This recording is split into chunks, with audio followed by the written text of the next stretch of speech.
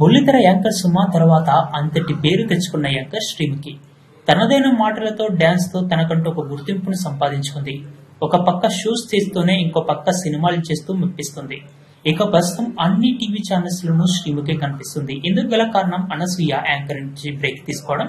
Suma TV shows మీద కాకుండా తన యూట్యూబ్ ఛానల్, అంతేకాకుండా ప్రీ రిలీజ్ ఈవెంట్లు, మెగా ఈవెంట్లు, అంతేకాకుండా యూట్యూబ్ ఇంటర్వ్యూస్ మీద ఫోకస్ పెట్టడం జరిగింది.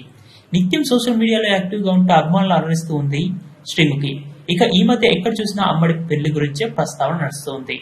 ఇలాంటి విషయంలో చెప్పడం ఎలాంటి అతిశయోక్తి లేదు. ఇక ఇప్పటికే ఈ ముద్దుగమ్మ 30 ఏళ్లు ఎప్పుడో దాటేసింది. ఈ క్రమంలోనే తాజాగా సోషల్ మీడియాలో అభిమానులతో చిట్ చాట్ చేస్తూ తన పెళ్లి గురించి, బ్రేకప్ గురించి ఒక క్లారిటీ ఇచ్చింది. తాజాగా ఇన్స్టాగ్రామ్ లో అభిమానులతో శ్రీముఖి ముచ్చటించింది. అందులో భాగంగా ఒక ఫాలోవర్ శ్రీముఖి గారు, మీరు ఎప్పుడైనా ప్రేమలో విఫలమయ్యారా అని అడిగిన దానికి శ్రీముఖి నిర్మోహమాటంగా బొచ్చెడు సార్లు అని చెప్పుకుంటూ వచ్చింది. అంతేకాకుండా పెళ్లి తర్వాత మీరు యాంకరింగ్ మానేస్తారన్న ప్రశ్నకు, పెళ్లి తర్వాత కూడా నేను యాంకరింగ్ మానను, ఖచ్చితంగా పెళ్లి అయితే చేసుకుంటానని మాటిస్తున్నాను అని చెప్పుకుంటూ వచ్చింది. అయితే గత కొన్ని రోజులుగా శ్రీముఖి ఒక బిజినెస్ మ్యాన్ తో ప్రేమలో ఉందనే వార్తలు వినిపిస్తున్నాయి. మరి ఈ వార్తల్లో ఎంతవరకు నిజం ఉంది, ఎంతవరకు వాస్తవం అనేది తెలియాల్సి ఉంది.